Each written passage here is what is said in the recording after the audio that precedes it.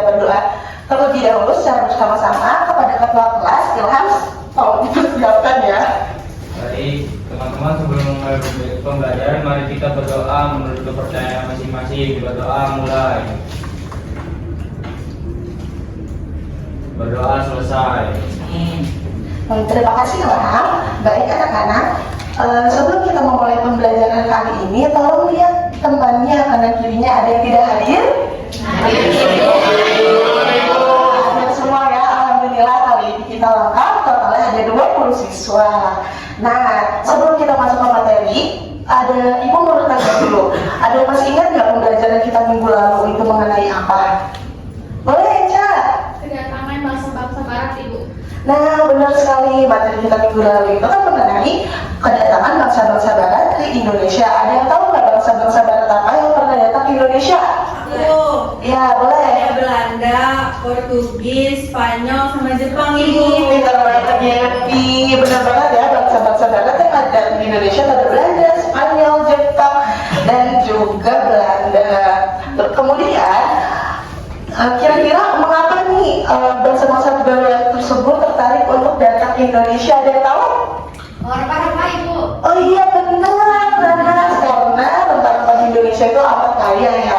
Tapi ternyata ketertarikan bangsa Barat untuk datang ke Indonesia itu bukan hanya untuk berkunjung ataupun membeli rempah-rempah, tapi ternyata tertarik juga untuk memiliki bangsa Indonesia ini. Jadi mereka melakukan penjajahan di negara kita ini, yaitu Indonesia. Nah, penjajahan itu membuat rakyat Indonesia itu menjadi merasa tertindas gitu. Akhirnya rakyat Indonesia pun memulai perlawanan. Nah, di sini kita akan mempelajari terkait macam-macam perlawanan yang ada di Indonesia. Nah, di sini tujuan pembelajaran kita itu ada 4, yaitu kita akan menganalisis latar belakang terjadinya perang Diponegoro, Padri, dan juga pergerakan nasional, mengidentifikasi tokoh, penyebab dan hasilnya, terus mempresentasikan dan juga menyimpulkan persamaan dan perbedaan dari ketiga perlawanan tersebut. Nah, di sini Ibu ada gambar 3 tokoh. Ada yang tahu nggak 3 tokoh ini siapa aja? Siapa? Yang sebelah kiri?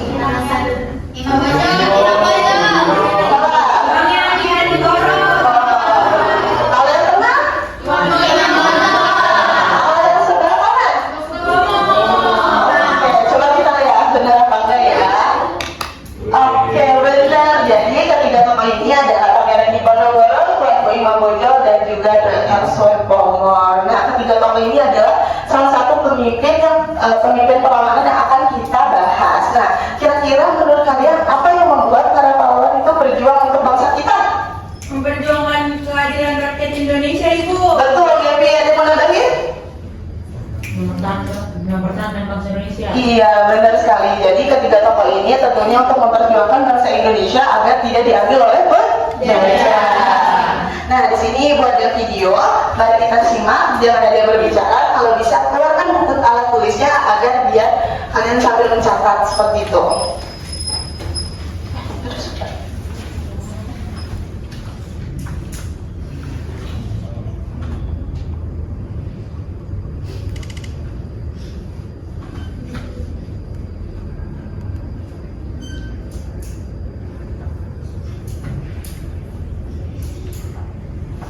Oke, baik, karena mungkin ada kendala jaringan, tapi tidak apa-apa karena Ibu sudah membuat media konkretnya berupa out aku. Di sini akan membahas mengenai macam-macam perlawanan, di mana ada perlawanan perang Diponegoro, perang Padri, dan juga pergerakan nasional. Teman-teman yang di belakang terlihat?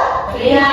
Nah, di sini ada yang namanya perang Diponegoro. Perang Diponegoro ini dipimpin oleh Pangeran Diponegoro. Perang ini terjadi karena campur tangan Belanda di dalam Kesultanan Yogyakarta dan juga pemasangan patok-patok di daerah leluhur Kesultanan Yogyakarta, dan itu membuat Pangeran Diponegoro kesal dan akhirnya mengangkat senjata. Kemudian ada perang Padri. Nah, perang Padri ini terjadi awalnya itu karena konflik antara kaum Padri dan kaum adat. Namun konflik ini dimanfaatkan oleh Belanda untuk memperluas kekuasaannya. Dan yang terakhir itu ada pergerakan nasional. Nah, pergerakan nasional ini berbeda dengan serunya yang menggunakan fisik. Di sini dia menggunakan fisik tapi melalui pendidikan, diplomasi, dan juga organisasi. Nah, di sini selanjutnya kita akan membuat kelompok. Nah, jadi kita akan berhitung sampai 1 sampai 5 dan kelompok kita akan menjadi kelompok 1, lalu diulang selanjutnya akan menjadi kelompok 2. Itu mengerti ya, anak-anak? Boleh dari Haikal gitu?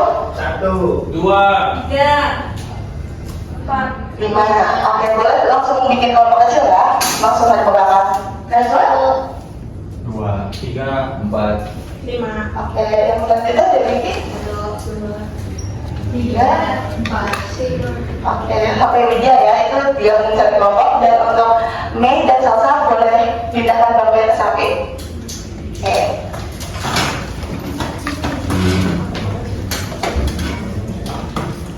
Ya, terima kasih. Oke, selanjutnya di sini kita akan membuat kelompok lagi, tapi dalam bentuk kelompok ahli. Jadi kelompok yang kita buat ini adalah kelompok asal, kemudian kita akan membuat lagi menjadi kelompok ahli. Nah, dalam kelompok ahli ini nanti masing-masing anggotanya akan menjadi kelompok ahli. Yang pertama itu peserta didik membahas peran Pangeran Diponegoro, kedua peserta didik membahas peran Patri, dan dua peserta didiknya membahas pergerakan nasional. Nah, di sini nanti kelompok ahli ini akan membahas mengenai faktor penyebab terjadinya perlawanan, tokoh utama, bentuk perjuangan, dan hasil perlawanannya. Namun ini kita lakukan saja, langsung lanjut ke langsung kita kembalikan lagi kelompok asal dan mengisi AKPD ya anak-anak. Nah, di sini AKPD-nya juga ada kegiatan mengguntingnya, jadi nanti dibagi-bagi saja tugasnya, ada yang menggunting dan juga ada yang mengisi ya.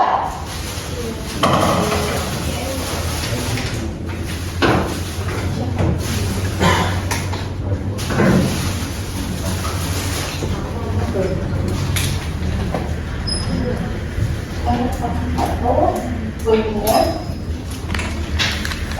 dua.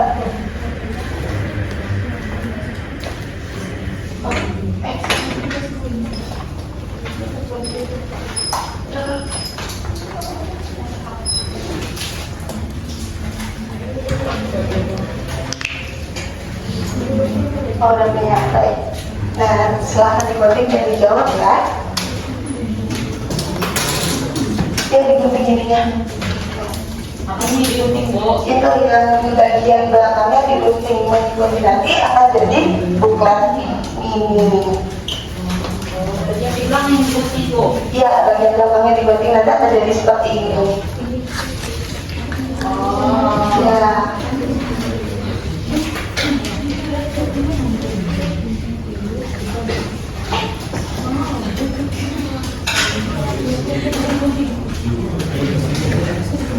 Gimana anak-anak? Sudah. Sudah Ibu. Sudah. Kelompok satu sudah selesai? Kelompok dua sudah Ibu. Kelompok dua juga sudah? Kelompok yang lain? Sudah. Oke, karena semua kelompok sudah selesai mengerjakannya, kita lanjut ke hasil presentasi kelompok. Boleh kelompok satu untuk mempresentasikan hasilnya? Boleh dipakai lebih nanti saja ya?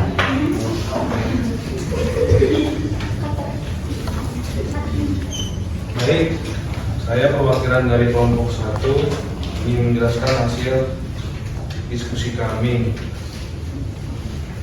Ini dimulai dari Pak Diponegoro. Yang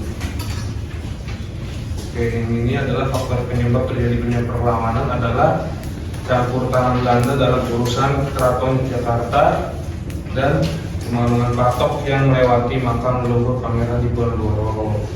Dan yang kedua adalah faktor penyebab terjadinya perang Padri adalah perbedaan pandangan antara kaum Padri dan kaum adat serta campur tangan Belanda yang memanfaatkan konflik tersebut.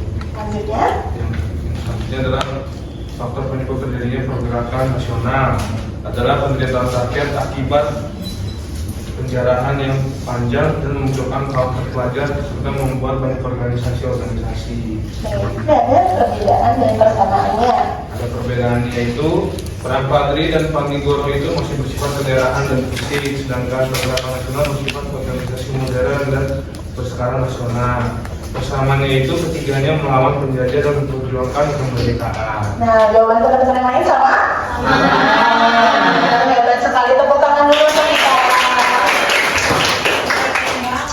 Oke, nah sekarang ada yang bisa simpulkan nggak apa dari ketiga perlawanan tersebut itu apa saja? Ada yang bisa? Aku Bu, Boleh. bikin organisasi Bu. Iya benar, kalau misalkan pergerakan nasional itu membuat organisasi. Nah, bisa kita simpulkan secara umum bahwa perjuangan rakyat Indonesia ini terbagi menjadi dua corak, namun tujuannya tetap sama. Yang pertama itu bersifat kedaerahan, yang kedua itu bersifat nasional seperti gerakan nasional. Namun meskipun bentuk strategi, latar belakang dan juga perjuangan tersebut berbeda, ketiga perlawanan tersebut memiliki tujuan yang sama, yaitu menghapus penjajahan dan memperjuangkan kemerdekaan bangsa Indonesia. Nah, kita sudah ada di akhir materi. Apakah masih ada yang tidak mengerti? Boleh bertanya? Semua? Wih, keren sekali. Alhamdulillah kalau gitu, kalau sudah paham. Nah, selanjutnya Ibu di sini memiliki asesmen sumatif yang harus dikerjakan oleh peserta didik. Dikerjakannya di kertas HPS yang telah Ibu berikan ya.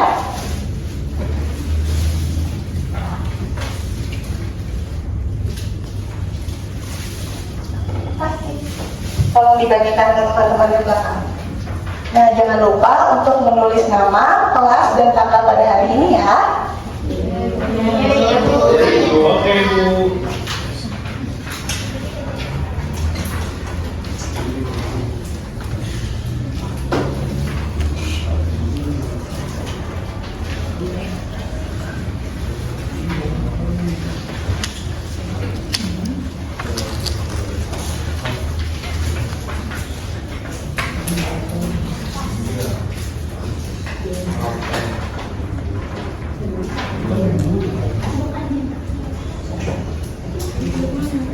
Ya baik, sudah selesai semuanya? Sudah, alhamdulillah kalau sudah selesai, boleh kalau jawabannya ditaruh saja di atas meja. Nah sekarang alhamdulillah seluruh rangkaian kegiatan pembelajaran kita sudah selesai. Semoga pembelajaran hari ini dapat kalian pahami dan semangat para pejuang itu bisa kalian implementasikan di kehidupan sehari-hari kalian. Ibu juga mau menginformasikan bahwa pembelajaran minggu depan kita akan membahas mengenai pelaksanaan proklamasi. Jadi kalian boleh baca-baca di buku IPAS itu untuk perencanaan proklamasi kemerdekaan Indonesia seperti apa, agar di pertemuan selanjutnya sudah ada ilmu gitu ya. Oke baik. Boleh sebelum kita menutup pembelajaran kita berdoa dulu. Imam boleh dipersiapkan. Pembelajaran hari ini telah selesai. Mari kita berdoa menurut kepercayaan masing-masing. Berdoa dimulai. Berdoa selesai. Bagi salam. Assalamualaikum warahmatullahi wabarakatuh. Waalaikumsalam warahmatullahi wabarakatuh. Sebelum Ibu tutup, Ibu ada sedikit hadiah. Nanti untuk ketua kelas tolong dibagikan ya hadiah-hadiah ini kepada anak-anak.